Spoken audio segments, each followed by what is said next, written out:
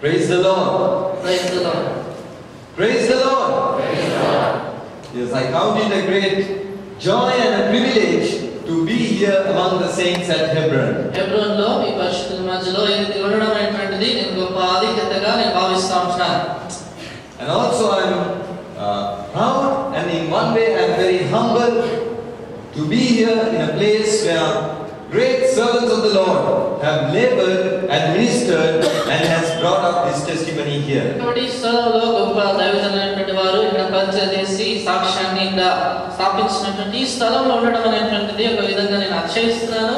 అదే స్థలంలో నన్ను నేను దీనుడిగా కూడా ఈ స్థలంలో నేను చూసుకుంటున్నాను. And I count it a great privilege for me to stand here in this place and to share God's word with you. కాబట్టి ఈ వ్యక్తిగా ఈ స్థలంలో నిలబడి మీతో దేవుని వాక్యం పంచుకున్నటువంటిది గొప్ప ఆధిక్యతగా నేను భావిస్తా ఉంటున్నాను. I'm not going to tell about me now. I think later on I will be able to say a few things about my background. మరి నా గురించి వ్యక్తిగతంగా నాకు వెనుక చరిత్ర ఏదో ఇప్పుడు నేను చెప్పను. కొంత సమయం తర్వాత నేను చెప్తాను. But we just sang that this book, all the promises in this book is ours, is mine. అయితే మనం ఇంతవరకే పాట పాడినాం కదా, ఈ గ్రంథంలో ఉన్నటువంటి వాగ్దానములన్నీ కూడా మనవి, నావి అనేటువంటి పాట పాడాం. Not only is this promise, the promises in this book is mine, but this book is for me as well. కాబట్టి ఈ గ్రంథంలో ఉన్నటువంటి వాగ్దానములు మాత్రమే నావి కావు, కానీ ఈ గ్రంథం కూడా నాది, నాకు చెందినటువంటిది. It is very easy to say all the promises and the blessings of this book is mine. కాబట్టి ఈ యొక్క ఈ గ్రంథంలో ఉన్నటువంటి వాగ్దానాలు, ప్రమాణాలన్నీ కూడా నావి అని చెప్పడం చాలా సులువే. But it is much more to say that all that is in this book is for me. అయితే ఈ యొక్క గ్రంథంలో ఉన్నటువంటి అన్నీ కూడా నావి, నాకు చెందినవి అని చెప్పడం చాలా ఇంకా దానికన్నా గొప్పది. Every correction is for me. ఇందులో ఉన్నటువంటి ప్రతి దిద్దుబాటు నాది. Every reproof is for me. ఇందులో ఉన్నటువంటి ప్రతి గద్దింపు నాది. Every lesson is for me. ఇందులో ఉన్నటువంటి ప్రతి పాఠము నాది. Every warning is for me. ఇందులో ఉన్నటువంటి ప్రతి హెచ్చరిక నాది. Every example is for me. ఇందులో ఉన్నటువంటి ప్రతి మాదిరి నాది. And this book, God's word, is for me. It's God's love letter to me. కాబట్టి ఈ యొక్క గ్రంథము బైబిల్ అనేటువంటిది ఇది నాది, ఇది దేవుడు నాకు రాసినటువంటి ప్రేమ లేఖ. So now we are going to read from this book. కాబట్టి ఈ గ్రంథంలో నుంచి మనం చదువుతా ఉన్నాం. We are going to read from the book of Genesis chapter 3, please. మనం దయచేసి ఆదికాండము 3వ అధ్యాయం చదువుతాము. Genesis chapter 3, we are going to read from verse 1 to verse 14, alternatively please, responsively please. ఆదికాండము 3వ అధ్యాయము మొదటి 14 వచనాలు మార్చి మనం చదువుకుంటాం. Genesis chapter 3, reading from verse 1 to verse 14, responsively please. ఆదికాండము 3వ అధ్యాయము మొదటి వచనం నుంచి 14వ వచనం వరకు కూడా మార్చి చదువుకుంటాం. May I request this brother to read it, and then you can read the next verse, please. కాబట్టి నేను మొదటి వచనం చదువుతాను, తర్వాత వచనం మీరు చదవండి. దేవుడు యెహోవా చేసిన సమస్త భూజంతువులలో సర్వము యుక్తిగలదై ఉండెను. అది ఆ స్త్రీతో, ఇది నిజమా, ఈ తోట చెట్టులో దేని ఫలమునైనా మీరు తినకూడదని దేవుడు చెప్పినా అని అడిగాను. అయితే తోట మధ్యలో ఉన్న చెట్టు ఫలము గురించి దేవుడు మీరు చావకుండానట్లు వాటిని తినకూడదని, వాటిని ముట్టకూడదని చెప్పినని సర్వముతో అనెను.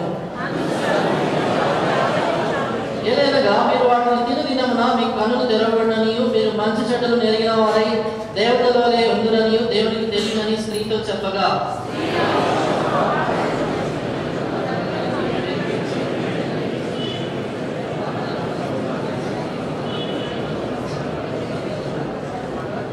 అప్పుడు వారిద్దరు కన్నులు తెరవబడెను. వారు తమ దిగంబరులను తెలుసుకుని అంజూరపు ఆకులు కుట్టి తమ కచ్చడమును చేసుకుని,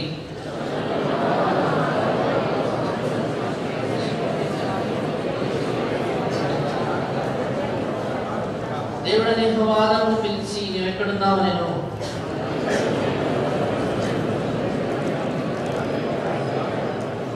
అందుకు ఆయన, నీవు దిగంబరివని నీవు తెలిపిన వాడేవాడు, నీవు తినకూడదని నేను నీకు ఆజ్ఞాపించిన వృక్ష ఫలములు తింటివా అని అడిగాను.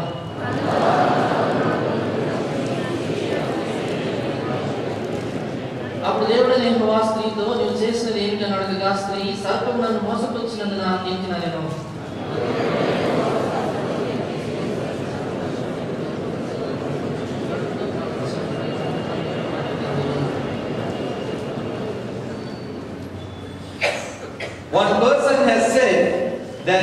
only if Adam and Eve were from Chinese origin, we wouldn't have had this problem of sin. చూడండి, ఒక వ్యక్తి ఏం చెప్పాడంటే, ఒకవేళ ఆదాము అవ్వలు కానీ చైనా దేశం చెందినటువంటి వారైతే ఈ పాప సమస్య అనేటువంటి మనకు వచ్చేదే కాదని చెప్పారు. Only if Adam and Eve had come from China, there wouldn't have been this problem of sin for you and for me as well. ఇక్కడ ఆయన చెప్పాడంటే, ఒకవేళ ఆదాము అవ్వలు వారు చైనా చెందినటువంటి వారు అన్నట్లయితే నీకు నాకు యొక్క పాప సమస్య అనేటువంటి వచ్చేదే కాదని చెప్పాడు. Then the question was asked, why do you say this? అయితే ప్రశ్నించారు, ఎందుకు ఇలా అంటున్నావు అని అడిగారు. So that person gave the answer like this. అప్పుడు ఆ వ్యక్తి ఈ రీతిగా జవాబిచ్చాడు. If Adam and Eve had come from China, ఒకవేళ ఆదాము అవ్వలు చైనా నుండి వచ్చింటే, when the serpent came with that apple, that fruit to deceive Eve, కాబట్టి ఆ యొక్క సర్పము అవ్వను మోసగించడానికి ఆ ఫలాన్ని చూపించి ఆకర్షించినప్పుడు, instead of taking that apple, he would have taken the serpent and eaten. కాబట్టి ఏం చెప్పాడంటే, ఆ పండు తినడానికి బదులుగా పామును వాళ్ళు తినేసేవాళ్ళని చెప్పాడు. See what a thing. Truly, if it had been like that, how good it would have been. కాబట్టి చూడండి, నిజంగా ఆ రీతిలో ఉంటుంటే ఎంత బాగుండేదో. But God has a plan for everything. అయితే ప్రభు ప్రతి దాని కొరకు ఆయన యొక్క సంకల్పం కలిగి ఉన్నాడు. Dear brothers and sisters, God has a plan for everything and for every one of us. ప్రియమైనటువంటి సహోదరి సహోదరులారా, అందులో ప్రతి ఒక్కరి కొరకే, ప్రతి దాని కొరకే ప్రభు ఒక సంకల్పం కలిగి ఉన్నాడు. And it is in His plan that He has brought us together this morning. కాబట్టి ఈ ఉదయకాలము ఆయన యొక్క సంకల్పం బట్టి ఈ ఉదయాన్ని తీసుకొచ్చాడు. So may I encourage you, while you listen to God's word, always remember that you have been brought here with a purpose in God's heart. కాబట్టి ఈ ఉదయాన్ని దేవుని మందిరానికి మీరు వచ్చింటుండగా మీరు ఎల్లప్పుడూ కూడా ఈ విషయాన్ని జ్ఞాపకం ఉంచుకోవాలి. దేవుని హృదయంలో ఉన్నటువంటి సంకల్పాన్ని బట్టి మీరు ఇక్కడ తీసుకురాబడ్డారు. In your heart, have that expectation that God should intervene, God should speak to you. కాబట్టి మీ యొక్క హృదయంలో ఈ యొక్క ఆశ అనేటువంటిది మీరు కలిగి ఉండాలి. దేవుడు జోక్యం చేసుకోవాలి, దేవుడు నాతో మాట్లాడాలనేటువంటి ఆశ మనం కలిగి ఉండాలి. Because God is still looking for you. ఎందుకంటే ఇంకా దేవుడు నీ కొరకే ఎదురు చూస్తూ ఉంటున్నాడు. In the passage of scripture that we read this morning, I want to focus your attention to one particular verse which would be the theme for this morning. మనం చదువుకున్నటువంటి ఈ యొక్క భాగంలో ప్రత్యేకమైనటువంటి వచనం వైపు నీ దృష్టి మరల్చాలని కోరుతున్నాను. ఈ ఉదయానికి అది శీర్షిక వచనంగా తీసుకుంటాం. And that is verse 9. Shall we read all together please? Genesis chapter 3 and verse 9. ఆ వచనము 3వ అధ్యాయం 9వ వచనం అందరం కలిసి చదువుకుంటాం. And the Lord called unto Adam and said unto him, where art thou? This morning I want to bring before you this question that the Lord asked from Adam, where art thou? కాబట్టి ఉదయకాలాన దేవుడు ఆదామును అడిగినటువంటి ఆ ప్రశ్న, ఆదామా నీవు ఎక్కడున్నావు అనేటువంటి ప్రశ్న మీ ఎదుట తీసుకురావాలనుకుంటా ఉన్నాను. Dear brothers and sisters, this is the first question that is recorded in the Bible. కాబట్టి ప్రియమైనటువంటి సహోదరి సహోదరులారా, బైబిల్లో రాయబడినటువంటి మొట్టమొదటి ప్రశ్న ఇది. That is God coming into the Garden of Eden, seeking for Adam and for Eve. కాబట్టి అది దేవుడైనటువంటి యెహోవా ఆదామును వెతుక్కుంటూ ఆ యొక్క వనంలోనికి వచ్చినటువంటి సమయంలో జరిగింది. And ever since that day, even to this very day, God is asking this question from every man and from every woman. కాబట్టి ఆ దినం మొదలుకొని నేటి దినం వరకు కూడా దేవుడు ప్రతి స్త్రీని, ప్రతి పురుషుని కూడా ఈ ప్రశ్న అడుగుతా ఉంటున్నాడు. He is seeking for men and women, saying, where art thou? Where art thou? ఆయన స్త్రీ పురుషులను వెతుకుతా ఉంటున్నాడు. నువ్వు ఎక్కడున్నావు అని అడుగుతా ఉన్నాడు. From the time sin entered into this world, it has been the tendency of man to go away from God. కాబట్టి ఈ లోకంలో పాపం ప్రవేశించిన నాటి నుండి కూడా మానవుని యొక్క స్వభావం ఏంటంటే దేవుని యొద్ద నుండి వైదొలిగిపోవడము. And that is why we find God has to come after man, asking him, where are you? Where are you? ఆ కారణం చేత దేవుడే మానవుని వెతుక్కుంటూ నువ్వు ఎక్కడున్నావు అని ప్రశ్నిస్తా ఉన్నాడు.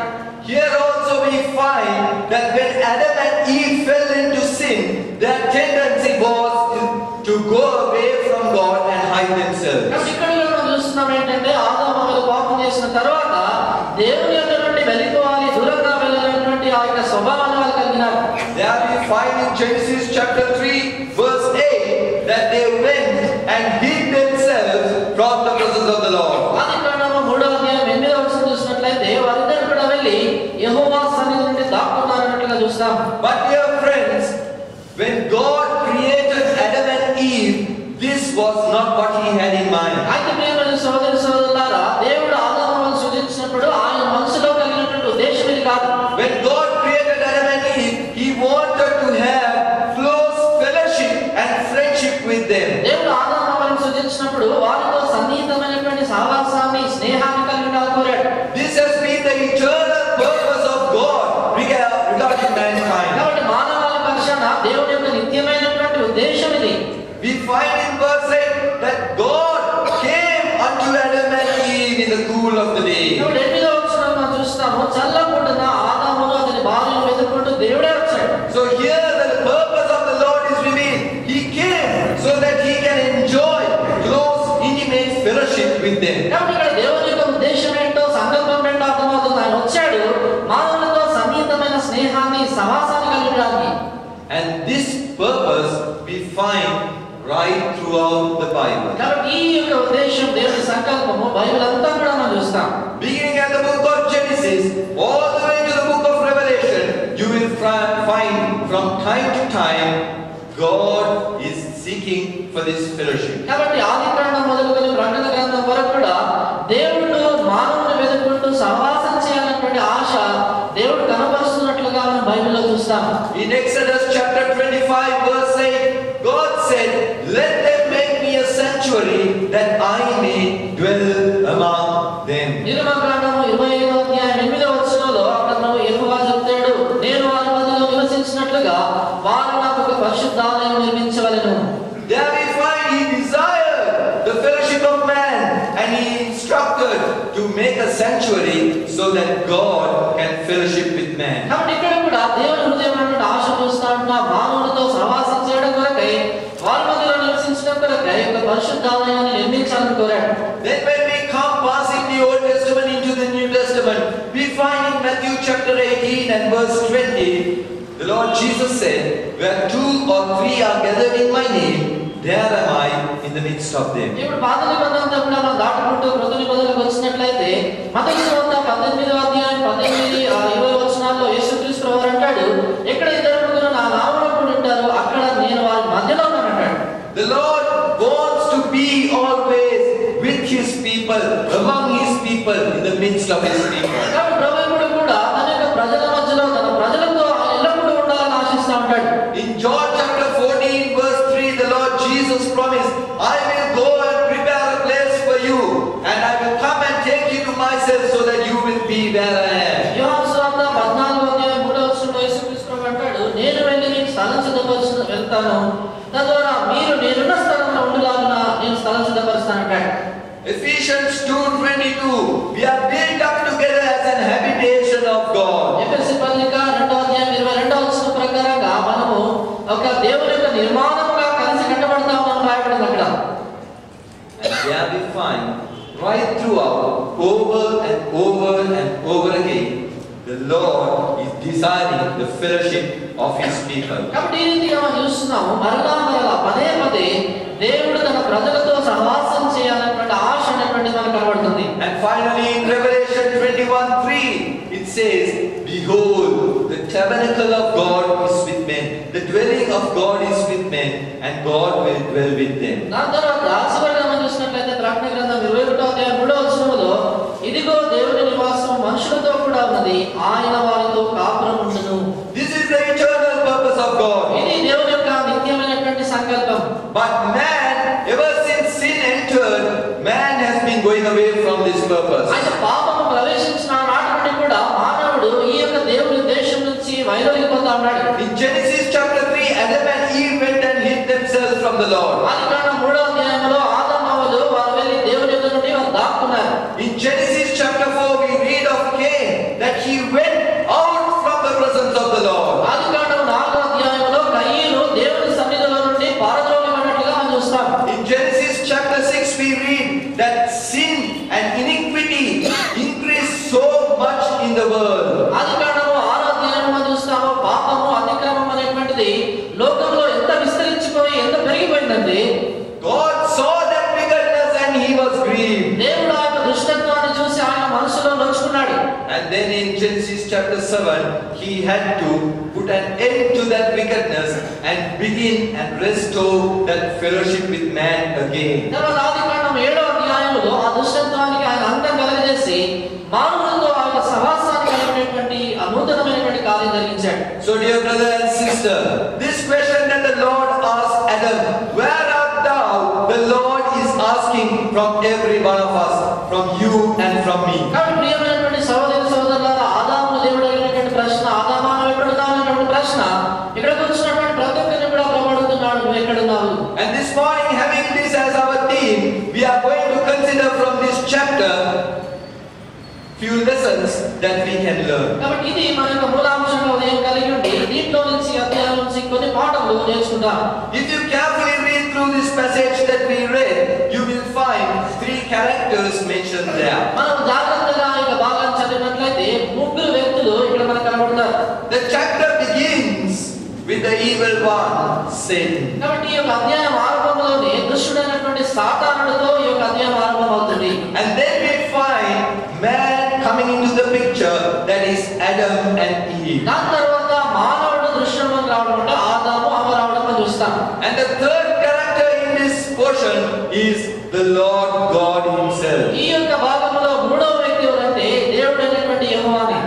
And in this chapter, examining these three characters, we can find their characteristics. కాబట్టి ఈ యొక్క అధ్యాయంలో ఈ యొక్క ముగ్గురు వ్యక్తులను పరిశీలించి వారి యొక్క గుణశీలాన్ని, వారి యొక్క నైజాన్ని మనం గుర్తిస్తాం. And looking into the characteristics of each of these characters, we can be sure that even today things are in the same way. కాబట్టి ఈ యొక్క ముగ్గురు వ్యక్తుల్లో ఉన్నటువంటి గుణాలను మనం పరీక్షించి చూసినట్లయితే నేటికి కూడా అదే పరిస్థితి ఉందని అర్థమవుతుంది. Nothing much has changed ever since. కాబట్టి అప్పటి నుండి కూడా ఎక్కువగా ఏ మార్పు ఏం జరగలేదు.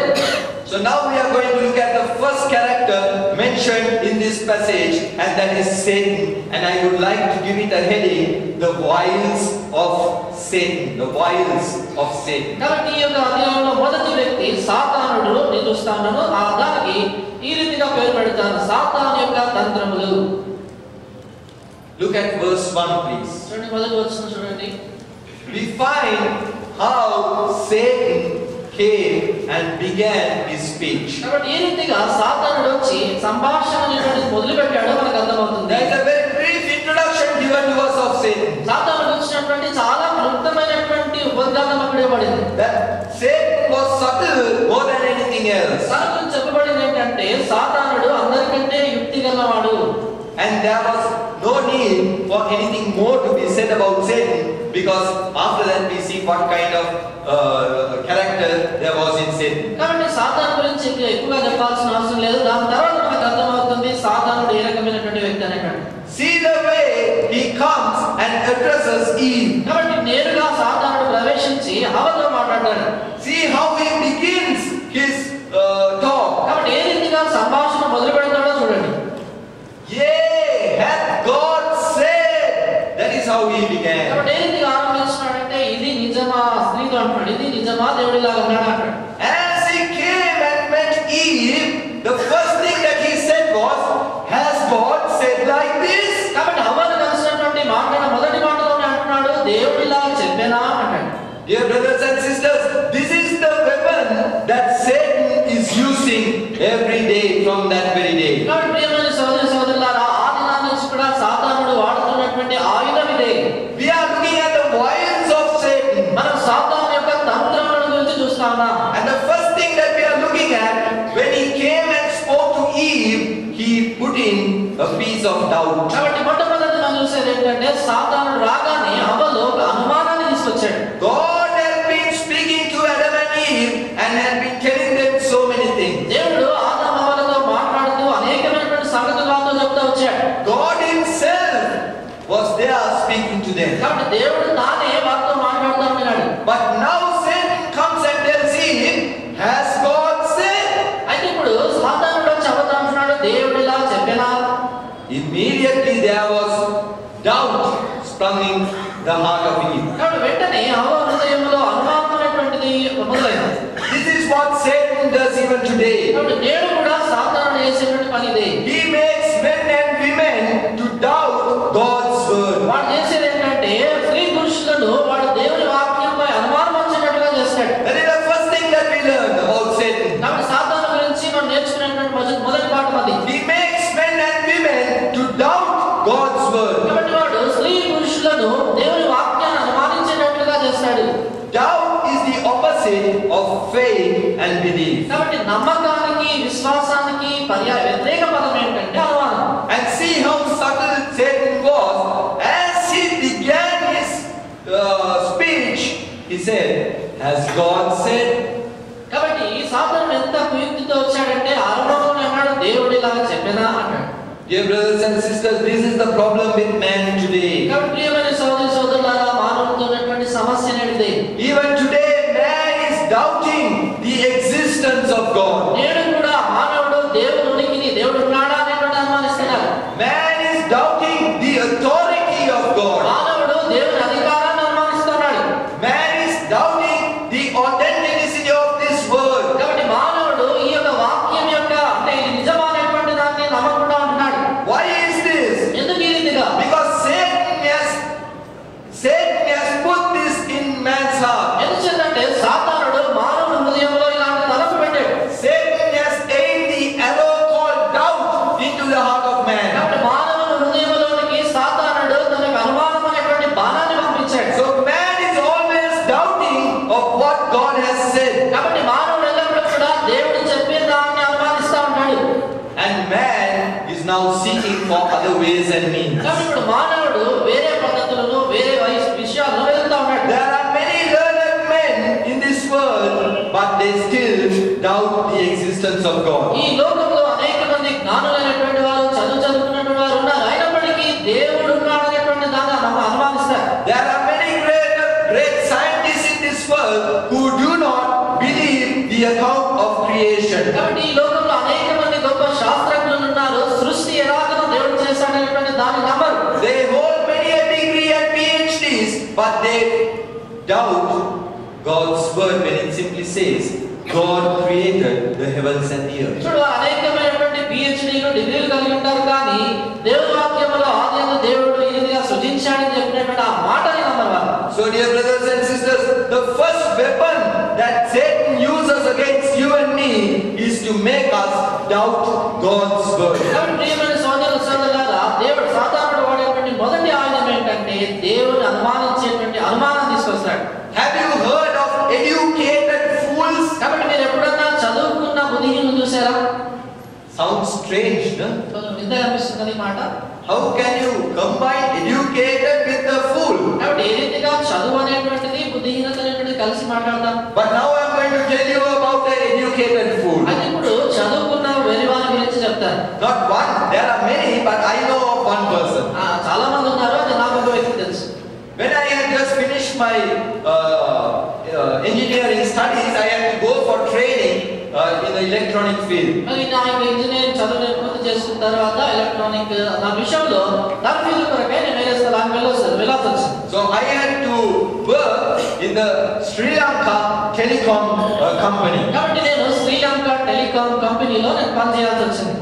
So there I was working under one engineer, and he was a very well learned man. కాబట్టి నేను ఒక ఇంజనీర్ కింద పనిచేస్తా ఉంటున్నాను. ఆయన చాలా చదువుకున్నటువంటి జ్ఞానం కలిగినటువంటి వ్యక్తి. He is one of a kind that I have seen. కాబట్టి నేను చూసినటువంటి వ్యక్తుల్లో చాలా అరుదైనటువంటి వాడు. For him, electronics just runs in his system. కాబట్టి ఆయనకి ఎలక్ట్రానిక్స్ అంటే ఇంకా ఆయన జీవితం బ్రతకంతా electronics.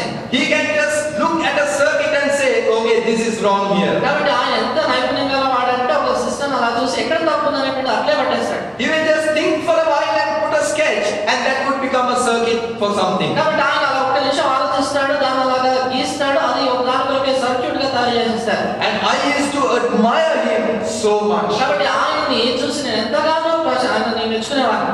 As a trainee, I thought, one day if I can be like this man. కాబట్టి దర్ఫీలు పొందుతున్నటువంటి ఒక వ్యక్తిగా ఒక దినాన నేను కూడా ఇలా ఉంటే ఎంత బాగుంటాను. So I used to like working with him. కాబట్టి ఆయనతో కలిసి పనిచేయడం అనేటువంటిది నాకు చాలా ఇష్టం అనిపించేది. He is also a strange kind of engineer. అయితే ఆయన ఒక వింతైనటువంటి ఇంజనీర్ కూడా. Normally engineers, they are seated in an AC room, they are seated and just doing some paperwork. చూడండి, మామూలుగా ఇంజనీర్లు అంటే ఒక ఏసీ గదిలో ఉంటారు, వారు ఒక కాగితాల్లో ఆయా పనులు చేస్తూ ఉంటారు. That is what most of the engineers like to do. కాబట్టి మామూలుగా ఎక్కువ ఇంజనీర్లు అవే పనులు చేయడానికి ఇష్టపడతారు. But he is not a man like that. అయితే ఈయన అలాంటి వ్యక్తి కాదండి. When we are working on something, మేము ఏదన్నా పని చేస్తా ఉంటున్నప్పుడు he will also come and do work with us. ఆయన మాతో కూడా వచ్చి పని చేస్తాడు. On one one side. So we are very scared. Now our hands are all shaking when we are doing something because he is there close by. చూడండి, ఒక వైపు అయితే పెద్దగా పక్కన నిలబడ్డాడు కాబట్టి మా పని చేస్తున్నప్పుడు చేతులు వణుకుతా ఉంటాయి. I used to respect him and have a high regard for him. నేను ఆయన్ని ఎంతో గౌరవించేవాడిని, ఆయన అంటే ఎంతో గొప్ప విలువనిచ్చేటువంటి వాడిని. But after my training period, after some time, one day I went to meet him. అయితే నా తరఫీదు ఆ కాలం అయిపోయిన తర్వాత దినాన నేను ఆయన కలవడానికి వెళ్ళాను. And then he told me, Dinesh, I have to tell you something. అప్పుడు ఆయన నాతో అన్నాడు, దినేష్ నేను నీతో ఒక మాట చెప్పాలి అన్నాడు. I am in the process of writing a book. ఆయన అన్నాడు, నేను ఒక పుస్తకం రాసేటువంటి పనిలో ఉన్నాను అన్నాడు. I thought he is going to write some book about electronics. Yeah, very good. అప్పుడు నేను అనుకున్నాను, మా ఎలక్ట్రానిక్స్ సంబంధించినటువంటి ఒక పుస్తకం రాస్తాడు, మాకు చాలా మంచిది అనుకున్నాను. I said, yes sir, very good, very good. అప్పుడు నేను అయ్యా చాలా మంచిది, రాయండి రాయండి అన్నాను. Then he asked me a question. అప్పుడు ఆయన ప్రశ్న వేశాడు, what do you think of the world and the things of the world, the existence of it? ఆయన ఏమన్నాడంటే, ఈ ప్రపంచాన్ని గురించి, దాని ఉనికి గురించి, ఇందులో ఉన్నటువంటి వస్తువులన్నింటి గురించి ఏమనుకుంటావు అన్నాడు. And he told me, I know you are a Christian and I know you carry your Bible even when you come to office. ఆయన ఏమన్నాడంటే, నువ్వు క్రైస్తవుడు నాకు తెలుసు, నువ్వు ఆఫీస్కి వచ్చినప్పుడు కూడా బైబిల్ పట్టుకొస్తావు నాకు తెలుసు అన్నాడు. Because I used to carry my Bible, not this big Bible but a little smaller Bible. I used to carry it to office every day. ఏం చేద్దంటే, నేను ఆఫీస్కి వెళ్ళేటప్పుడు ఈ పెద్ద బైబిల్ కాదు కానీ ఒక చిన్న బైబిల్ నేను ఆఫీస్ తీసుకుని వెళ్ళేవాడిని. Because there in our church in Colombo, in the mornings we used to have a Bible study. ఏం చేద్దంటే, సంఘంలో కొలంబోలో ఉదయకాలానే బైబిల్ పట్టాలు ఉండేవి. So as I was used to coming to that Bible study before work, so I continued that pattern. కాబట్టి ఈ రీతిగా Bible పట్టడానికి నేను పని పెట్టడానికి వచ్చాను కాబట్టి బైబిల్ తీసుకునేటువంటి అభ్యాసం అయిపోయింది. So after the Bible study, I will take the Bible also and go to work. కాబట్టి బైబిల్ పట్టడం అయిపోయిన తర్వాత బైబిల్ తీసుకుని ఉద్యోగానికి వెళ్ళేవాడిని. Before work begins, I will read the Bible. కాబట్టి పని ఆరంభానికి ముందుగా నేను Bible చదివేవాడిని. So I was very well known in the office to carry a Bible. కాబట్టి నా ఆఫీస్ లో అంతా ఈ ఎత్తులో బైబిల్ తీసుకొస్తుంటాడు అని అందరికీ తెలుసు. So when he asked me this question, I told him, sir, I believe according to the Bible that God created the heavens and the earth. కాబట్టి ఆయన ప్రపంచాన్ని గురించి నువ్వు ఏమనుకుంటున్నావు ప్రశ్నించినప్పుడు, అయ్యా మరి బైబిల్లో దేవుడు చెప్పినట్లుగా దేవుడు భూమి ఆకాశం సృజించాడని నమ్ముతున్నాను అన్నాడు. But then he told me something. అప్పుడు ఆయన నాతో చెప్పాడు ఇలాగ, But Dinesh, I am working on proving something otherwise. అయితే ఆయన మాట్లాడట, అయ్యా దినేష్, నేను దీనికి వ్యతిరేకమైనది ఒకటి నిరూపించడానికి నేను పనిచేస్తున్నాను అన్నాడు.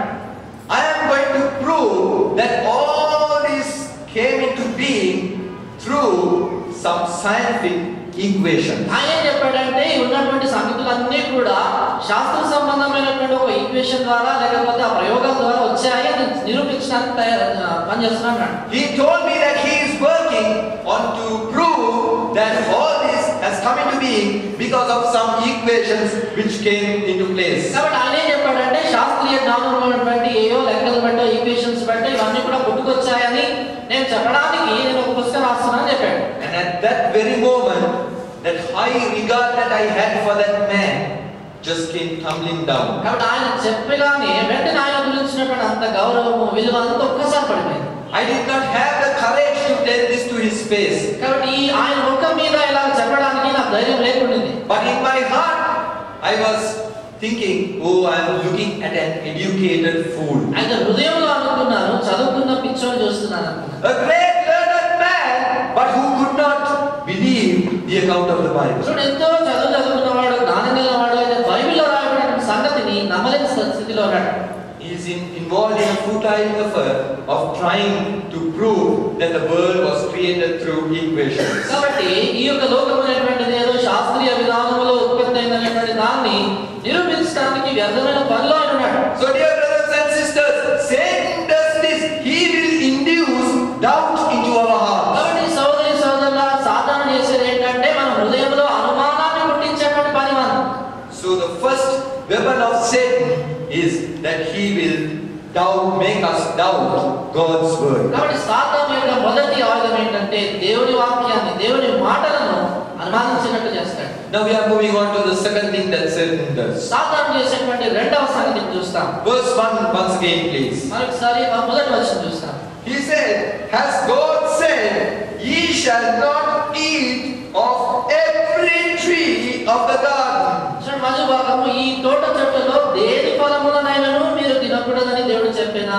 Now I want you to carefully mark that sentence out of, ye shall not eat of every tree. కాబట్టి ఈ తోట చెట్టులో దేని ఫలములైనను మీరు తినకూడదు అనేటువంటి భాగాన్ని గమనించాలనుకుంటున్నాను. Now turn to Genesis chapter 2. ఇప్పుడు చూడండి ఆదికాండము 2వ అధ్యాయం and verse 16. 16వ వచనం. Shall we read together please? Genesis chapter 2 and verse 16. కలిసి చదువుకుంటాము. ఆదికాండము 2వ అధ్యాయం 16వ వచనం. మరియు దేవుడు యెహోవా ఈ తోటలో ఉన్న ప్రతి వృక్షఫలమును నిరభ్యంతరంగా తినవచ్చును. There you find the difference between what Satan told and what God told. ఇక్కడ మనకు అర్థమవుతుంది దేవుడు మొదట ఏం చెప్పాడో సాతానుడు ఏం చెప్పాడో దాని మధ్యలో తేడా మనకు అర్థమవుతుంది. In Genesis 2:16, God said, of every tree you can freely eat. ఆదికాండం 2:16లో దేవుడు ప్రతి వృక్ష ఫలమును నిరభ్యంతరంగా తినవచ్చును అన్నాడు. He said out of every tree you can eat. దేవుడు అన్నాడు ప్రతి వృక్ష ఫలమును నువ్వు తినవచ్చును అన్నాడు. But see what Satan is saying in Genesis 3:1. అయితే ఆదికాండం 3:1లో సాతానుడు ఏమంటున్నాడు చూడండి. Ye shall not eat of every tree. ఈ తోట చెట్టులో దేని ఫలములనైనా తినకూడదు. Now tell me what is the big difference there? కాబట్టి ఇప్పుడు చెప్పండి ఈ రెండు మధ్యలో ఉన్నటువంటి పెద్ద తేడా ఏంటి? What is the difference there? ఈ రెండింటి మధ్యలో తేడా ఏంటి? One small word. ఒక చిన్న పదము. God said ye shall eat of every tree. దేవుడు అన్నాడు మీరు ప్రతి వృక్ష ఫలములను తినవచ్చును.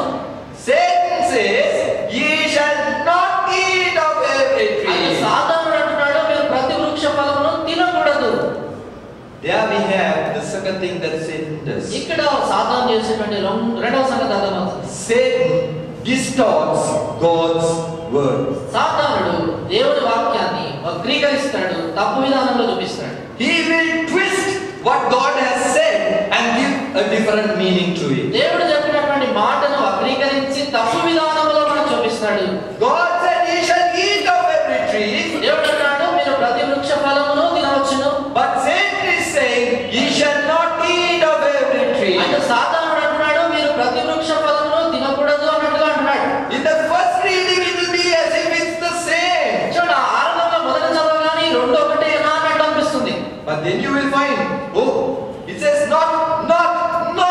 కాబట్టి మన తర్వాత అర్థమవుతుంది తినవద్దు అనేటువంటి ఆ మాట దాని తర్వాత మనకు అర్థమవుతుంది. He distorts God's word. దేవుని వాక్యాన్ని వక్రీకరిస్తాడు, తప్పు విధానంలో చూపిస్తాడు. Dear brothers and sisters, this attack of Satan is not only on the unbelievers but also on the believers as well. కాబట్టి ప్రియమైన సహోదరి సహోదరులారా ఈ యొక్క సాధారణ ఆయుధం అనేటువంటిది అవిశ్వాసుల మీద కాదు విశ్వాసుల మీద కూడా చూపిస్తాడు.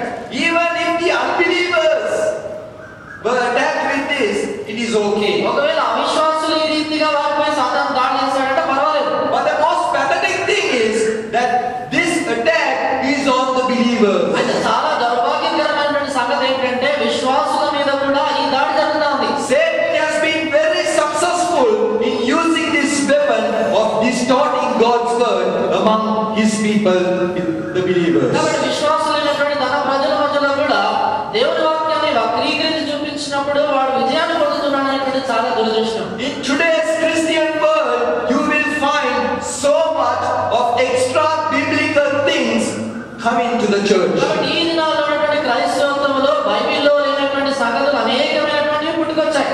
There are many things practiced by the Christian church which is not from God. కాబట్టి ఈ క్రైస్తవ సంఘము పాటించేటువంటి అనేక సంగతులు దేవుని నుంచి వాక్యం నుండి వచ్చినటువంటి సంగతులు కావు.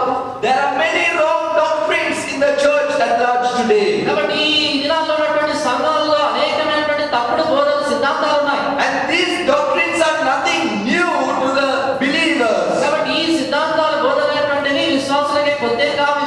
But what has happened is, whatever God had said, the same thing has been twisted a little. అయితే ఏం జరుగుతుందంటే దేవుడు ఏదైతే చెప్పాడో దాన్ని కొంచెంగా తిప్పి వక్రీకరించి It has been distorted a little. కాబట్టి దాన్ని కొద్దిగా తప్పుగా దాన్ని తిప్పి చూపిస్తాడు సాతానుడు. But anyone looking from outside will find, oh no, it is said in God's word. కాబట్టి ఎవరైనా బయట నుంచి చూసినట్లయితే అవునండి దేవుని వాక్యంలో చెప్పారు కదా ఇలాగా అన్నట్టు అంటారు. Satan also said, God has said like this. సాతానుడు కూడా అంటాడు దేవుడు ఇలా చెప్పాను కదా అంటాడు. Satan distorts God's word. సాతానుడు దేవుని వాక్యాన్ని వక్రీకరిస్తాడు. Dear brothers and sisters, see the amount of wrong doctrines that has come into the fellowship. కాబట్టి ప్రియమైన సహోదరి సహోదరులారా, సహవాసాలకు వచ్చినటువంటి ఎన్ని తప్పుడు సిద్ధాంతాలు వచ్చాయి. Speaking in tongues is one such problem. అందులో ఉన్నటువంటి ఒక సమస్య ఏంటంటే భాషలో మాట్లాడటం. Extra biblical revelation is another problem. మరొక సమస్య ఏంటంటే బైబిల్లో లేనటువంటి ఏవో బయలుపరుపులు, ఏవో కథలు ఉండడం ఏంటంటే. Healings and miracles are another problem. మరొక సమస్య ఏంటంటే అద్భుతాలు, స్వస్థత పొందడాలు కానీ. Now you may also question, why brother you find all those things here in this word? No. అయితే మీరు అనొచ్చు, ఎందుకు సహోదరుడా బైబిల్లో ఇవన్నీ కూడా ఉన్నాయి కదా, మరి ఎందుకు అలా అంటున్నారు అనొచ్చు. Yes, you find it. అవును ఉన్నాయి. But it is not for us. అయితే అవి మనకు కావు. That happened earlier. అదిలో జరిగినాయి. It had a time period. దానికి ఒక కాలం అనేటువంటిది ఉండేది. And those things are over. ఆ సంగతులు ముగించబడ్డాయి. Or rather God has kept it like that for a moment. అంటే దేవుడు దాన్ని ఆ సమయానికి అలా ఉంచాడు. But now what has happened? అది ఇప్పుడేం జరుగుతుంది? Some have taken these events. ఈ సంగతులను కొంతమంది తీసుకున్నారు. And now they have turned it to their own benefit. ఇప్పుడు వారు తమ సొంత లాభం కొరకే వాటిని మలచి చూపిస్తున్నారు. And they are promoting these things in the church. కాబట్టి సంఘములో ఈ సంగతులను ప్రోత్సహిస్తున్నారు. So dear brothers and sisters, you will find Satan is distorting God's word even today. కాబట్టి ప్రియమైన సోదరి సోదరులారా, నేడు కూడా సాతానుడు దేవుడి వాక్యాన్ని వక్రీకరిస్తున్నట్లుగా చూస్తాం. Dear brothers and sisters, may I humbly encourage you. You need to be very careful about the things that you practice in your spiritual life. కాబట్టి ప్రియమైన సోదరి సోదరులారా, నీ యొక్క ఆత్మీయ జీవితంలో ఏం పాటిస్తున్నావు అనేటువంటిది చాలా జాగ్రత్తగా చూడాలి. Don't go by what others say. వేరే వాళ్ళు చెప్పేటువంటి దాన్ని బట్టి గుడ్డిగా వెళ్ళిపోవద్దు. Don't go by what others are doing. వేరే వాళ్ళు చేసే దాన్ని బట్టి గుడ్డిగా చేసేయద్దు. But you go to the word of God. అయితే దేవుని వాక్యం దగ్గరికి వెళ్ళండి. You read it to yourself. నీ అంతట నువ్వే చదువు. Allow the Holy Spirit to teach you the proper interpretation of its lines. దాంట్లో ఉన్నటువంటి ఆ వరుసల యొక్క సరైనటువంటి అర్థం ఏంటో పరిశుద్ధాత్మనే బయలుపరిచేటట్లుగా అడగండి. Be very careful of what you practice. కాబట్టి నువ్వు ఏం పాటిస్తున్నావు, అభ్యాసిస్తున్నావు, చాలా జాగ్రత్తగా ఉండాలి. Because Satan is very subtly working on this. ఎందుకంటే సాతానుడు ఎంతో కుయుక్తితో ఈ విషయాల్లో పనిచేస్తున్నాడు. The very principles of God's word, the very best doctrines of God's word has been distorted and twisted by Satan, and wrong doctrines have come out of it. కాబట్టి బైబిల్లో ఉన్నటువంటి అతి శ్రేష్టమైనటువంటి బైబిల్ సిద్ధాంతాలు, ఆ నిబంధనలు తీసుకొని సాతానుడు వక్రీకరించి తప్పుడు బోధ తీసుకొచ్చాడు. Do you know what the believers at Berea did? బెరియాలోనటువంటి సంఘస్థులు ఏం చేశారు తెలుసు కదా? What did they do? వాళ్ళు ఏం చేశారు? They searched the scriptures and saw whether it was so. కాబట్టి వారు లేఖనములను పరిశోధించి అలా ఉండనా లేదా అనేటువంటిది గమనించి చూశారు. Acts chapter 17 verse 11 tells us that the people, the believers at Berea were more noble than they of Thessalonica, because they searched the scriptures and proved what was said. కాబట్టి అపోస్తల కార్యాలు 17వ అధ్యాయం 11వ వచనంలో చూడండి, వీరు తెస్సలోనికలో ఉన్న వారి కంటే గనులై ఉండేది కనుక ఆసక్తితో వాక్యం అంగీకరించి చివరిలో లేఖనమును పరిశోధించి అలా ఉన్నామో లేవో పరిశోధించారు. It was no small man like you and I who was preaching to the people there. చూడండి, అక్కడ వాక్యం చెప్పినటువంటి వ్యక్తి నీలాంటి నాలాంటి సామాన్యుడేం కాదండి. It was Paul, that great man of God. కాబట్టి అంత గొప్ప దైవజనుడైనటువంటి అపోస్తలుడైనటువంటి పౌలు వాక్యం చెప్పేటప్పుడు But yet the believers quickly turned to their Bibles and searched, oh, whether it was so. అయినప్పటికీ కూడా విశ్వాసులు త్వరగా పేజీలు చూసి నిజమా కాదా గమనించారు. So don't allow Satan to deceive you. కాబట్టి సాతానుడు మిమ్మల్ని మోసగించేటట్లుగా చేయకండి. Read God's word. దేవుని యొక్క వాక్యం చదవండి. Meditate God's word. దేవుని వాక్యాన్ని ధ్యానించండి. Study God's word. దేవుని వాక్యాన్ని పఠించండి. And ask the Lord through the blessed Holy Spirit to teach you His word. తర్వాత తన యొక్క ధన్యుడైనటువంటి ఆత్మ ద్వారా తన వాక్యాన్ని నేర్పించేటట్లుగా దేవుని అడగండి. Search the scriptures and prove all what you hear. కాబట్టి లేఖనాలని పరిశోధించి మీరు విన్న వాటినన్నింటినీ కూడా సరిచూసుకొని వాటిని నిరూపించండి. 1 John chapter 4 verse 1 tells us also to discern the spirit whether it is from God. మొదటి యోహాను 4వ అధ్యాయంలో ప్రతి ఆత్మను కూడా దేవుని సంబంధమైన కాదో లేదో పరీక్షించాలని రాబడింది. So just don't believe what every man may stand upon a pulpit and preach. కాబట్టి ఏ వ్యక్తి అయినా పుల్పిట్ కింద నిలబడి వాక్యం చెప్పేస్తే ప్రతిదీ నమ్మేయదు. But discern the spirit. See whether that spirit is from God. అయితే ఆత్మను మీరు పరీక్షించి ఇది దేవుని యొద్ద నుండి వచ్చినటువంటి దేవుని వల్ల కలిగిందా కాదనేటువంటి చూడాలి. Dear brother and sister, you and I are very fortunate today. కాబట్టి ప్రియమైన సహోదరి సహోదరులారా, నీవు నేను చాలా ఆధిక్యత కలిగినటువంటి వాళ్ళము. Because God has established His testimony here in this place on proper solid foundation. ఎందుకంటే దేవుడు ఈ స్థలంలో తన సాక్ష్యాన్ని వాక్యానుసారమైనటువంటి సరైన స్థిరమైన పునాది మీద నిర్మించాడు. Beginning from our dear brother Baksin, right down to those who serve God today, have been preaching God's word to you in the right manner. కాబట్టి సోదరు భక్సింగ్ గారిని మొదలుకొని నేటి వరకు కూడా దేవుని వాక్యాన్ని ప్రకటిస్తున్నటువంటి వారందరూ కూడా సరైనటువంటి వాక్యాన్ని సరైన సిద్ధాంతాన్ని బోధిస్తా ఉన్నారు. You and I have been taught God's word in the right context. కాబట్టి నీవు నేను కూడా దేవుని వాక్యాన్ని సరైనటువంటి విధానాల్లో మనం నేర్పించబడతా ఉన్నాయి. Praise God for that. కాబట్టి దేవునికి స్తోత్రం కాబట్టి. Thank God for those servants of God who have labored much to teach us these things. కాబట్టి ఈ సంగతులు మనం నేర్పించడానికి ఎంతో ప్రయాసపడేటువంటి దైవదాసులను బట్టి దేవుని వందనాలు. And today you and I are built upon that foundation. కాబట్టి ఈ దినాన నీవు నేను ఆ పునాది మీద కట్టబడ్డాం. We know our Bible well than anyone else. కాబట్టి మనకి బయట వాళ్ళకన్నా మన బైబిల్ బాగా తెలుసు. We can challenge anyone else outside from our assembly because we know better than them. వారికన్నా మనకు దేవుని యొక్క వాక్యం ఎక్కువగా తెలిసిన కారణం చేత బయట ఉన్నటువంటి ఎవరినైనా సరైన బోధ గురించి మనం సవాల్ చేయొచ్చు. So dear brother, dear sister, may I encourage you today to hold on and to continue. కాబట్టి ప్రియమైన సహోదరి సహోదరులారా, దీని మీద నిలబడి ఇలా కొనసాగించాలని మీరు కోరుతా ఉన్నారు. You are in the right place, remember this. కాబట్టి జ్ఞాపకం ఉంచుకోండి, నీవు సరైన స్థలంలో ఉన్నావు. You will never find any other place better than this. ఈ స్థలం కన్నా శ్రేష్టమైన స్థలం మరొకటి మీకు దొరకదని. There may be so many things that you may not like here in this place. ఈ స్థలంలో నీకు ఇష్టం కాని నచ్చని సంగతులు చాలా ఉండొచ్చు. But even if you go to a different place, there also you may not like certain things. అయితే నువ్వు ఈ స్థలాన్ని విడిచిపెట్టి వేరే స్థలానికి వెళ్ళినా అక్కడ కూడా నచ్చని సంగతులు చాలా ఉంటాయి. But let me tell you, nowhere else do you find such kind of pure doctrine and preaching from God's word. అయితే నేను మీకు చెప్పే సంగతి ఏంటంటే ప్రపంచంలో ఎక్కడ కూడా ఇంత పవిత్రమైనటువంటి దేవుని వాక్య సిద్ధాంతం ఎక్కడ కూడా లేదు. I agree with you, there are things that we may not like, even there are things I don't like in my own assembly. మరి నా సమాజంలో కూడా ఇక్కడ కూడా నీకు ఇష్టమైనటువంటి సంగతులు చాలా ఉంటాయి, దాన్ని నేను నమ్మకుండా. But nowhere have I found God's word preached to us in plain truth. అయితే ఎక్కడ కూడా ఏ స్థలంలో కూడా ఇంత సరళంగా ఇంత పవిత్రంగా దేవుని వాక్యం ప్రకటించడం నేను చూడలేదు. So based on God's word, I encourage you to remain here and to follow that which is right. కాబట్టి ఈ దేవుని వాక్యాన్ని ఆధారం చేసుకొని ఈ స్థలంలో మీరు వచ్చారు కాబట్టి ఇక్కడ నిలిచుండి ఇక్కడే కొనసాగాలని కోరుతున్నాను. Else Satan will deceive you. సాతానుడు మోసగిస్తాడు. He is not deceiving the unbelievers, ఆయన వాడు అవిశ్వాసం మోసగించడం లేదు, but he is deceiving the believers. అయితే విశ్వాసం మోసగిస్తున్నాడు. He is taking God's word and distorting God's word. దేవుని వాక్యాన్ని సాతానుడు తీసుకుని వక్రీకరించి తప్పు విధానంలో చూపిస్తున్నాడు. So you should know your enemy well. కాబట్టి నీ శత్రువు ఎవరో బాగా ఎరిగి ఉండాలి. He is the one who puts in doubt of God's word. వాడు ఎవరంటే దేవుని యొక్క వాక్యం మీద అనుమానం తీసుకొచ్చేటువంటి వాడు. He is the one who distorts God's word. తర్వాత దేవుని యొక్క వాక్యాన్ని వక్రీకరించేటువంటి వాడు. And now we are going to do the third point, please. ఇప్పుడు మూడో సంగతికి వెళ్తాం. Verse 4, Genesis chapter 3, verse 4. ఆదికాండము 3వ అధ్యాయం 4వ వచనం.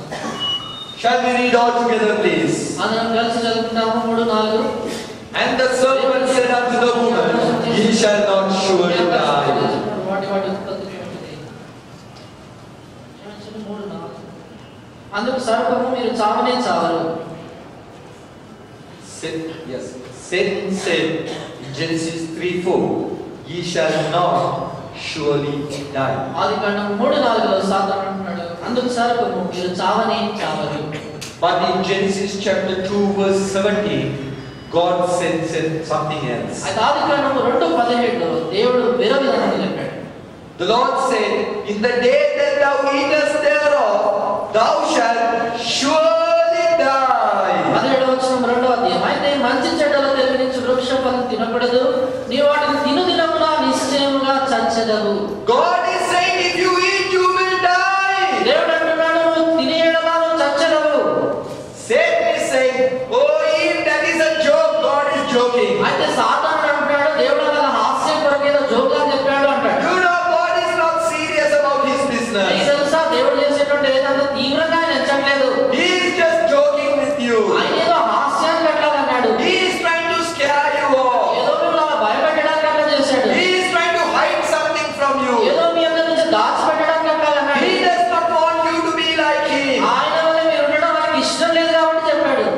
though he says you will surely die, కాబట్టి మీరు నిశ్చయముగా చచ్చదరని చెప్పినా కూడా don't worry, you will not die. మీరు ఏం చింతించదు, మీరు చనిపోనే చనిపోరండి.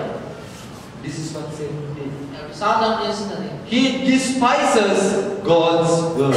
దేవుని వాక్యాన్ని అలక్ష్యం చేస్తాడు, నిర్లక్ష్యం చేసినట్టు చేస్తాడు. He despises God's word. He underestimates God's word. దేవుని వాక్యాన్ని తృణీకరిస్తాడు, దేవుని వాక్యాన్ని తక్కువ అంచనా వేస్తాడు. When God said you will die, Satan came and said, don't worry, you eat this, you will not die. కాబట్టి దేవుడు అయితే నువ్వు తినదినవాడు నిశ్చయంగా చచ్చదని చెప్పాడు. అయితే సాతానుడు పర్వాలేదు తినేసే నువ్వు చనిపో అంటాడు. Can I ask you a question? ఇప్పుడు మిమ్మల్ని ప్రశ్న అడుగుతాను.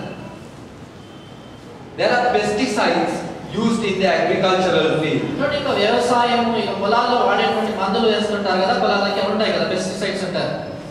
Always, every pesticide bottle will have a red color warning label on it. కాబట్టి ప్రతి మందు డబ్బా మీద ఎర్రని హెచ్చరిక ఇచ్చేటువంటి ముద్ర ఉంటుంది. It says very poisonous, very dangerous. This is not for human intake. దాని మీద రాయబడిందంటే చాలా ప్రమాదకరమైనటువంటిది, మానవుడు తీసుకోవడానికి కాదు అని రాయబడింది. Now what are you going to say? ఇప్పుడు మీరేమంటారు? Who cares about that? దీని గురించి ఎవరు పట్టించుకుంటారు? We are using this for our agriculture. మా పొలాల్లో నేను వాడుతున్నాం కదా, And we are eating that grain as well after this medicine has been put. ఈ మందు వేసిన తర్వాత పండిన పంటను ఆ ధాన్యం మేము తింటున్నాం కదా. What is the big difference between having it from the bottle and eating a grain from which it has been put? కాబట్టి నేరుగా బాటలో నుంచి తింటే ఏమవుతుంది, దీని ద్వారా పండినటువంటి పంట తింటే ఏం తేడా రెండింటిలో? Are you going to say like that and go and have a nice bottle? అట్లా చెప్పి వెళ్ళి ఆ మందు సీసా మొత్తం తాగేస్తారు. Satan was doing something like that. సాతానుడు అట్లాంటిదే చేస్తా ఉంటున్నాడు. When God said you will surely die, దేవుడేమో నేను నిశ్చయంగా చచ్చదా ఉన్నప్పుడు Satan is telling him, don't worry, have it, nothing will happen. సాతానుడు అంటాడు పర్వాలేదు తినేసి తాగేది, అది ఏం జరగదని చెప్తున్నాడు. He is despising God's word. అలా చేయడం ద్వారా దేవుని వాక్యాన్ని తృణీకరిస్తున్నాడు. Dear brothers and sisters, don't allow this attack of Satan to make you fall. కాబట్టి ప్రియమైన సోదరి సోదరులారా, ఈ సాతానిక దాడి మనం పడిపోయేటట్టుగా అనుమతించండి. Take God's word seriously. దేవుని యొక్క వాక్యాన్ని చాలా తీవ్రంగా ఎంచండి. Take it as it is. అది ఉన్న పాటును అలా తీసుకునండి.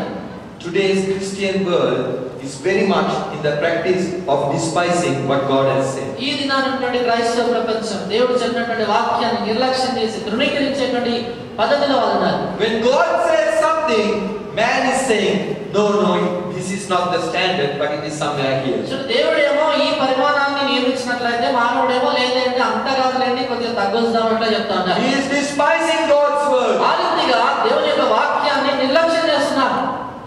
God says, do not be unequally yoked with unbelievers. దేవుడు అన్నాడు అవిశ్వాసులతో విజోడుగా ఉండకూడదు.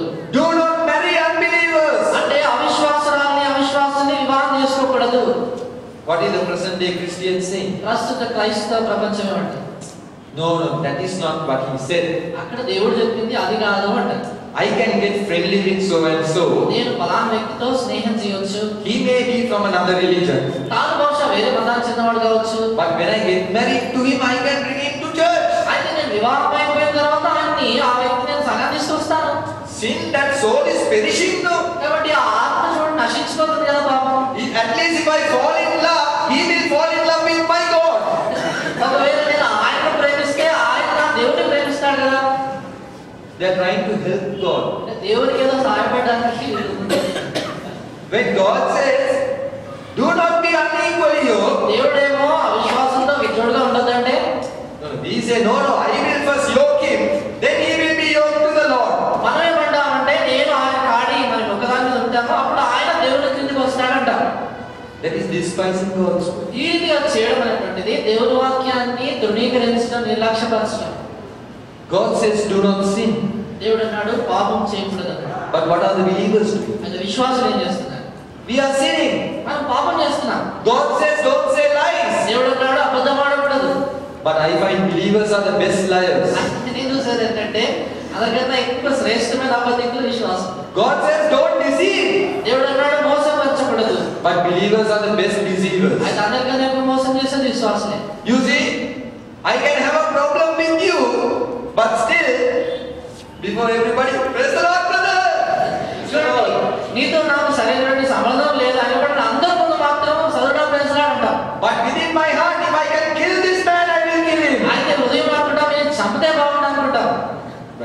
Lord, brother. అయితే బయటికి praise Lord brother, praise Lord sister అంట.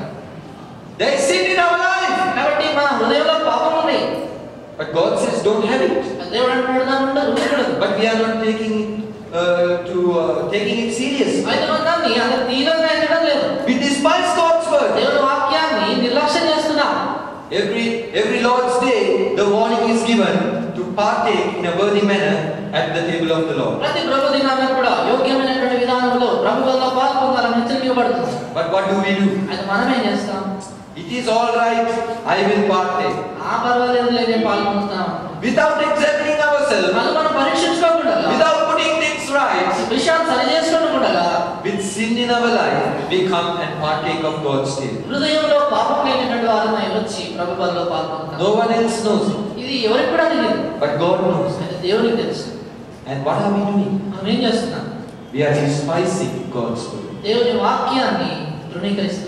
This comes from Satan, dear brother and sister. కాబట్టి ప్రియమైన సహోదరి సహోదరులారా, ఇది సాతాను నుంచి వస్తుంది. Satan is the one who despises God's word. సాతానుడే దేవుని వాక్యాన్ని తృణీకరించి నిర్లక్ష్యం చేసేవాడు. He said, అడగండి, you will not die. నువ్వు చనిపోవు, మీరు చావనే చావు. But God said, you will surely die. దేవుడు అన్నాడు, నిశ్చయముగా చచ్చెదవు.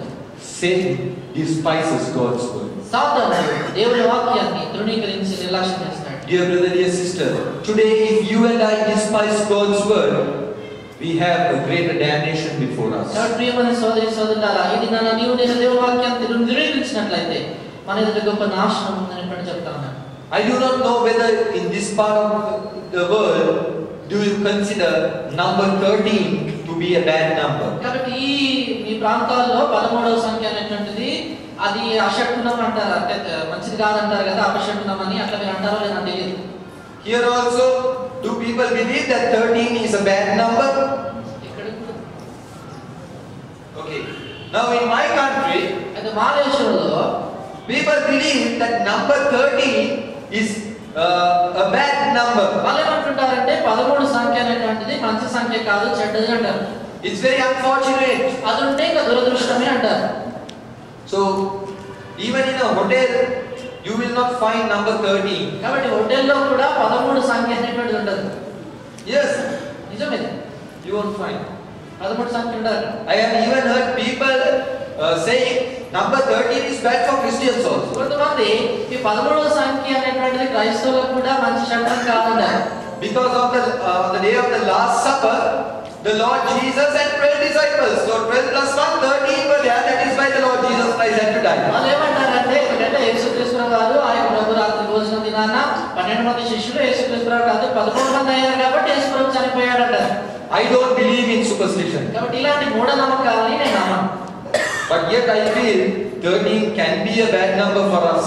అయితే నేను నమ్మకాలు ఏంటంటే 13వ సంఖ్య మనకు కూడా చెడ్డ సంఖ్యగా కావచ్చు. And if 13 comes twice, still it is more bad. 13 ఇంకా రెండు సార్లు వస్తే ఇంకా చాలా చెడ్డది. Now I am going to show you a 13. ఒక 13 సంఖ్యని చూపిస్తాను. Proverbs chapter 13 verse 13 please. సామెతలు 13:13. Proverbs chapter 13 verse 13. సామెతలు 13:13. Shall we read together please? కలిసి చదువుకుంటాము. Shall we read? కలిసి చదువుకుంటాము. ఆజ్ఞను తిరస్కరించువాడు అందువలన శిక్ష పొందును. ఆజ్ఞ విషయమై భయభక్తులు గలవాడు లాభము పొందును. What does it say there? ఇక్కడ ఏం రాయబడింది? Those who despise God's word are very fortunate. ఆజ్ఞను దేవుని ఆజ్ఞను తిరస్కరించే వాళ్ళు చాలా అదృష్టవంతులని రాయబడిందా? Does it say like that? అక్కడ రాయబడిందా? What does it say? ఏం రాయబడింది? What does it say? అక్కడ ఏం రాయబడింది? They shall be destroyed. అక్కడ ఆజ్ఞను తిరస్కరించువాడు అందువలన శిక్ష పొందును, నాశనం పొందును.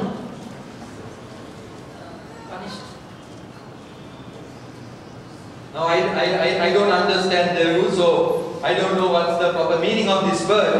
But what it says is not punished. You will be destroyed. తెలుగులో అయితే శిక్ష పొందును అన్నది, అది ఇంగ్లీష్ లో చూస్తే నాశనం పొందును అనేటువంటి రాబడి. Yes, because in Tamil, I know Tamil. Tamil it says nasamavu. తమిళ అయితే సహోదరికి తమిళలో కూడా నాశనం అనేటువంటి సరిగా ఉన్నటువంటి పదం ఉంది. So nasam, right? Okay. Then those who despise God's word will be destroyed.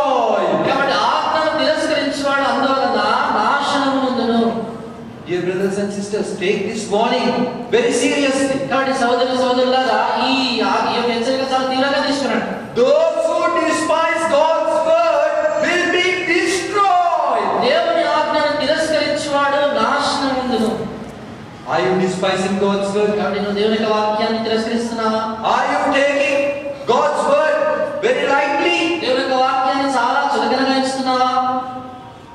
Then dear brother, dear sister, you need to be very careful. అప్పుడు ప్రియమైన సోదరి సోదరులారా నువ్వు చాలా జాగ్రత్తగా ఉండాలి. Because God's word says, if you despise God's word, you will be destroyed. ఎందుకంటే దేవుని వాక్యంలో రాయబడింది ఆజ్ఞను తిరస్కరించువాడు నాశనం పొందును. You will not be punished, but you will be destroyed. నువ్వు శిక్ష పొందడం కాదు నాశనం పొందును అని రాయబడింది. Where are you heading to? కాబట్టి నువ్వు ఎక్కడికి వెళ్తున్నావు? Are you going to be destroyed? నువ్వు నాశనం వైపుగా వెళ్తున్నావా? What are you doing? నువ్వేం చేస్తున్నావు?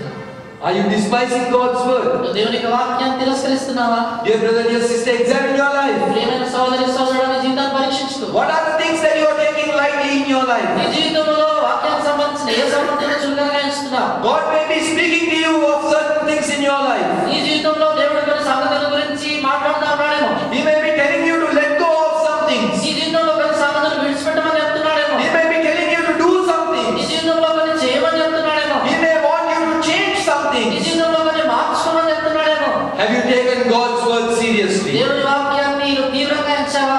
Or are you despising God's word? లేక దేవుని వాక్యాన్ని నిరాకరిస్తున్నావా? Or are you saying, okay Lord, it's all right, but anyway I will carry on my life? పర్వాలేదు ప్రభు ఇది లాగున్నా పర్లేదు నా జీవితాన్ని కొనసాగించుకుంటానని చెప్తున్నావా? If you do that, you are in for destruction. నువ్వు అలా చేస్తే నాశనం వైపుగా పరుగుతీస్తున్నావు. He who despises God's word shall be destroyed. కాబట్టి దేవుని ఆజ్ఞని తిరస్కరించువాడు నాశనం పొందును.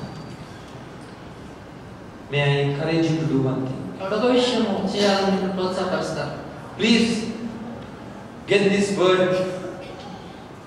computer typed and printed on paper ఈ వచనాన్ని కంప్యూటర్లో టైప్ చేసి ఒక పేపర్లో ప్రింట్ తీసుకున్నాను. and hang it right in front of your bed. మీ పడకకి ముందుగా దీన్ని అక్కుపెట్టండి.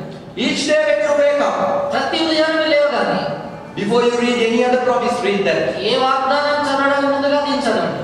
Because only if you would take heed to this, then you can take heed to all what else God will speak to you on. ఎందుకంటే దీనికి గాని నువ్వు లోబడినట్లయితే దేవుడు ఇంకా దాని తర్వాత చెప్పే దేనైనా నువ్వు లోబడతావు. You may read 3 chapters of God's word each day. ప్రతిదినం కూడా దేవుని వాక్యంలో కూడా దేవుని చదవచ్చు. You can even read 10 chapters of God's word. దేవుని వాక్యంలో 10 అధ్యాయాలు కూడా నువ్వు చదవచ్చు. But if you are despising God's word, all what you have read is in vain. అయితే దేవుని వాక్యాన్ని నువ్వు తిరస్కరించినట్లయితే నువ్వు చదివినంతా వ్యర్థమే. So dear brother, dear sister, may I encourage you, please take stock of your life this morning. కాబట్టి ప్రియమైన సోదరి సోదరులారా ఈ దినాన నీ జీవితాన్ని పరీక్షించుకోవాలని నేను ప్రోత్సాహపరుస్తున్నాను. We have looked at the wiles of sin. సాతాను తంత్రముల గురించి మనం చూశాం. He makes you to doubt God's word. దేవుని యొక్క వాక్యాన్ని అనుమానించినట్లుగా చేస్తాడు. He distorts God's word. దేవుని వాక్యాన్ని వక్రీకరిస్తాడు. He despises God's word. దేవుని వాక్యాన్ని తిరస్కరించి తృణీకరిస్తాడు. So out of 3 characters, we have only seen the first person, Satan. కాబట్టి ముగ్గురు వ్యక్తుల్లో సాతానుడు మొదటి వ్యక్తిని మనం చూశాం. And now it is 12:15. ఇప్పుడు 12 సమయం. We have 2 more characters to look at. చూడడానికి ఇంకా 2 వ్యక్తులు ఉన్నారు. I don't know if some of you are feeling hungry. మీలో కొంతమందికి ఎంత ఆకలి అవుతుందో లేదో తెలియదు. So before we go any further, let me stop here for a while. ముందుకు వెళ్ళడానికి ముందుగా నేను ఇక్కడ ఆగుతాను. May I encourage you to close your eyes for a moment. ఒక్క నిమిషం అందరము కళ్ళు మూసుకోవాలని మనం చేస్తున్నాం.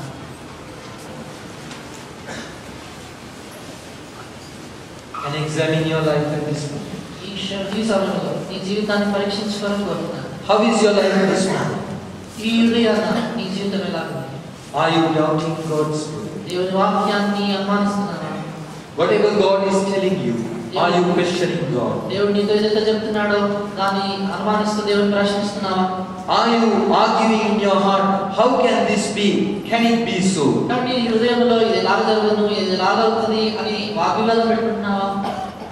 Dear brother, dear sister, trust in God's word. Have faith in God's word. ప్రియమైన సహోదరి సహోదరుడా, దేవుని వాక్యాన్ని నమ్ము. దేవుని వాక్యం మీద విశ్వాసం ఉంచు. Don't allow Satan to distort God's word. సాతానుడు దేవుని వాక్యాన్ని వక్రీకరించేటట్లుగా మనకు అనుమతించదు. Consider the things of your life. నీ జీవితంలో ఉన్నటువంటి సంగతులను ఒకసారి పరిగణించు. What are the things that you are doing in your life? నీ జీవితంలో చేస్తున్నటువంటి సంగతులు ఏంటి? In relation to your faith and నీ service. విశ్వాసము సేవకు విషయమైనటువంటి సంగతులు Are they all based on God's word? ఇవన్నీ కూడా దేవుని వాక్యాన్ని ఆధారం చేసుకుని చేస్తున్నావా? Can you truthfully say, yes, God has told me to do this? యథార్థంగా దేవుడు నాతో చెప్పాడు కాబట్టి ఈ సంగతి నేను చేస్తున్నాను యథార్థంగా చెప్పగలవా? Can you assuredly say, yes, this is God's word? నువ్వు యథార్థంగా ఖచ్చితంగా నిజం ఇది దేవుని వాక్యం కాబట్టి చేసేది చెప్తావు. And finally, చివరిగా are you despising God's word? దేవుని వాక్యాన్ని తిరస్కరించి తృణీకరిస్తున్నావా? What are the things that you are taking lightly? నువ్వు ఏ విషయాన్ని దేవుని వాక్యాన్ని గురించి చులకనగా ఎంచుతున్నావు? Think of all that God has spoken to you. దేవుడు నీతో మాట్లాడినటువంటి సంగతులన్నిటి గురించి ఒకసారి తలపై. All what He has asked you to do. ఆయన నిన్ను చేయమని ఉన్నటువంటి సంగతులను ఒకసారి ఆలోచించు. All what He has asked you not to do. ఏ సంగతులైతే నువ్వు చేయకూడదని ఆయన చెప్పాడు, What have you done about them? వాటి గురించి నువ్వు ఏం చేశావు? Have you taken heed to His warning? ఆయన ఇచ్చినటువంటి హెచ్చరికకు నువ్వు లోబడ్డావా? Or have you despised His word? లేక ఆయన వాక్యాన్ని తిరస్కరించావా? Dear brother, dear sister, commit your life to the Lord this morning. ఈ ఉదయకాలం ప్రియమైన సోదరి సోదరా, నీ హృదయాన్ని నీ జీవితాన్ని ప్రభువుకు సమర్పించు. In a new way, give your life to the Lord Jesus. నూతనమైనటువంటి విధానంలో నీ జీవితాన్ని యేసుక్రీస్తు వారికి అర్పించుకో. Say, Lord, I have failed you. యేసు ప్రభువుతో చెప్పు, ప్రభువా నేను ఈ విషయంలో తప్పిపోయాను. I have fallen. ప్రభువా నేను పడిపోయాను. Lord, please forgive me. ప్రభువా దయచేసి నన్ను క్షమించండి. Restore me once again to thyself. ప్రభువా నీ యొద్దకు మరలా నన్ను ప్రభువా మీరు సమకూర్చుకోండి. And make me a man of God, of your word. ప్రభువా నీ వాక్యానుసారమైనటువంటి వ్యక్తిగా